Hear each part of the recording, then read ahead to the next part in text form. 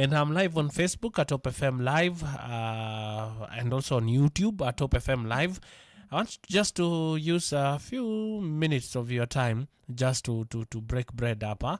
And today I'm sharing about God being concerned.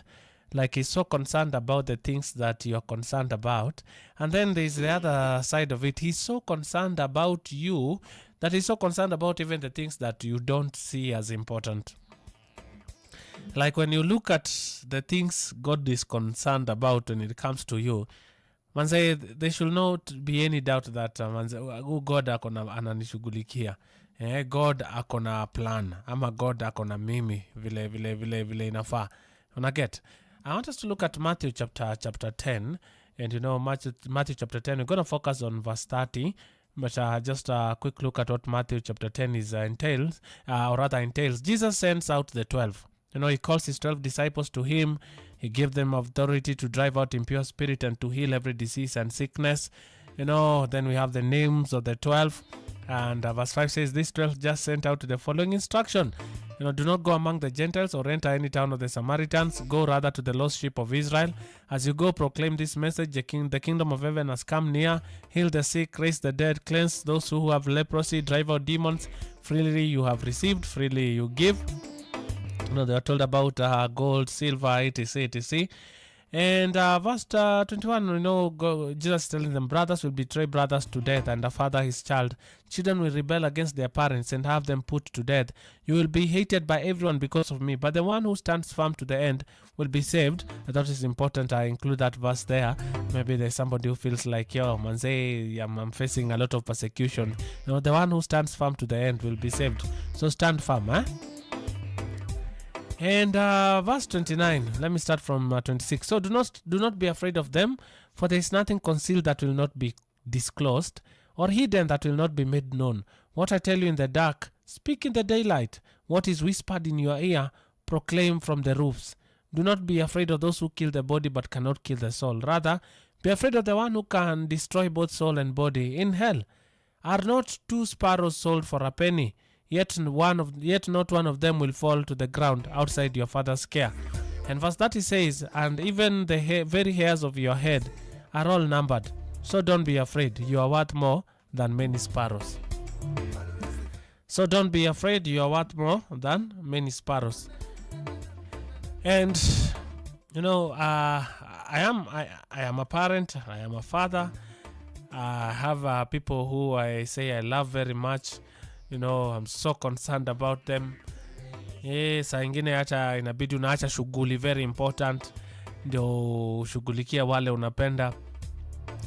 Unasikia hivi temperatures zimepanda, unakimbia hospitali ama unapigia daktari usiku wa manane. Unamwambia daktari, is there any cause to, you know, is there any reason to worry? Hapa kuna kaa hivi na hivi. You know, daktari anakuambia mlete asubuhi ama anakuambia mfanyie hivi na hivi na hivi. You know, the level of concern, the level of care that you have for your loved ones, for your children, you know, is on another level. Some, you know, it's about your parents. You know, you care about them. You have to call them every day. Huchoki, asipokuchukua simu unapigia jirani, hebu niangalilie madhe yakoje. Jirani, umeona babangu hapo, hebu mpatie simu. You know, we know how to care. We know how to show concern. Ukipigiwa simu saa hizi uambiwe kuna kitu imehappen nyumbani, most likely utaambia boss wako, boss, I need to go home. Na ni ile ya kumupdate tu, si ile ya kuomba ruhusa. Ni ile ya kumwambia boss, tutaonana kesho, wacha nikimbie, nimepigiwa simu kitu fulani imehappen. You know, some even hata huku kwa public you can see how people protect their you know, those who they care about. So a fight erupting because a jamaa looked at somebody's child. Na akamwambia sijafurahi vile umeangalia my daughter wewe, ikakuwa kesi kidogo, ikakuwa kesi ngumi zikatembea. All that because there is one who is very concerned. So concerned that hata anaangalia yo macho yako anaona ni kama wewe hauangalii watu wangu vizuri. But I can bet this, none of us, even in our care and our concern and our love that, you know, got no boundaries, umewaika chini ukahesabu nywele ya mtoto wako. Sijui kama umewahi hesabu nywele ya mtoto wako, ya mzazi wako, even that girlfriend you have. Unamwambia I can jump in front of a train for you bana. Wewe grenade kitupo hapa, before ilipuke mimi nitakuwa nimelalia, wacha mimi nitoanishe wewe ubaki. But the extent of counting here, labda unisho, labda ukwe wa kwanza. But God is saying here that don't be afraid, you're worth more than many sparrows. And then he says even the hairs of your head are all numbered. Like hesabu ya nywele yako, wewe ukishika hivi mbili unaona ni kama ni 1000 already, unachoka. Hata ule mswa kinyozi ukienda umwambie ninyoe nywele moja nikupatie 1 million, hawezi. Hata hakuna, itafika tu mali itapita na 2 ama itapita na 3 ama itapita na 4. But in reality if moja ingekuwa possible angekaa hapo sana. Kamoja chaka ingine chaka, hapana, ni ngumu. So as you think about it, the level of concern that Jesus Christ, that God has for us, you cannot even imagine. So that's why I said he's so concerned about the things that you are concerned about. He's so concerned about what you're going to eat, what you're going to drink, etc, where you're going to sleep. He's so concerned about those things. He's so concerned about your day-to-day activities. Kaangalia hivyo wase akakuwa na compassion, akasema hebu tupatie hawa safe food. Is that concerned? Hata alienda bashulani hivi akaona hey hapa acha tutengenezee wase nini, But the level of concern that he has the hesabu of your hair and my hair, that beats any concern I know. That beats any I love you and I'm thinking about you. It's more than that. That is so concerned about the hata moja ikitoka anajua hapa kuna moja imetoka.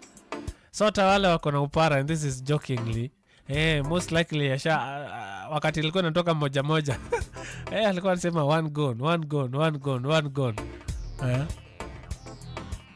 Angalia watu wote, angalia vichwa vyao. Wengine wako na dreadlocks, wengine wako na sister locks, wengine wako na mohawks, wengine wamenyoa box, wengine wako na cut kutoka hapa mpaka huku nyuma. So many things. But hizo vichwa zote God anajua hesabu ya hizo nywele. Does this mean he cares about the hair? He cares about every aspect of us. So maybe you've been wondering, is God really concerned about my issues? And right now unasema Karis man say, now that God is so concerned about even the things that I do not know of, what about the things that I would really, really like him to come through? I want to assure you that he got you. This is not a cliche statement. He got you. He got your needs at heart, and he's so concerned about you. He's so concerned about your tomorrow. Before you were formed in our mother's womb, he knew us. And then he also says, I have a plan for you, for your prosperity, a prosperity that carries no harm, and not to harm you. What level of concern beats that? That even our future, is secure. I don't just say secure, I say our future is safe and secure in him. So maybe start looking at him in that lens. That God, even as I go through what I'm going through, I know you are concerned. God, as I achieve this and this, I want to thank you because you are so concerned about me. You are concerned about my education, so I know I'm going to graduate. You are concerned about my children's education, so I know you're going to provide school fees for them. You are concerned about what my family will eat. So God, you're going to bless the work of my hands. You're so concerned about my health, and so you are Rapha. You're so concerned about my tomorrow. And so I'm going to trust in you. I'm going to trust in your leadership. No doubt whatsoever. He cares about this country. He cares about every person in here, in this Kenya. So then we know that whatever comes, God got us. Sasa zingine wakati hata unakosa mahali pa kuangalia for hope, think about his care. Think about how concerned he is. Viganjani mwake tumeandikwa.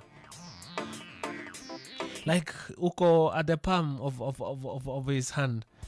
And the beautiful thing about even he holds the breath kwa mikono yake. akifunga hivi ni hivyo. Like I'm looking at right now, my mind is thinking of how sovereign he is. He has the ability to unplug and say kaput, imemaliza, but he still allows you and I to live even in our shortcomings. So he's so concerned about you. Najua najiuliza hii sasa hesabu ya nywele inaingilia, hesabu ya nywele umuhimu wake ni gani? I don't know. Mimi sijui statistics za hesabu ya nywele ni gani, zinasaidia wapi. You know, I've never seen that sijui if you have 1 million hair you have this. I've never seen that. But in his divine concern, he even has the hesabu of our hair. So stop worrying so much. Stop believing the lies of this world that you are forsaken. Kikijana, school fees inaweza kuwa inaleta shida saa hizi.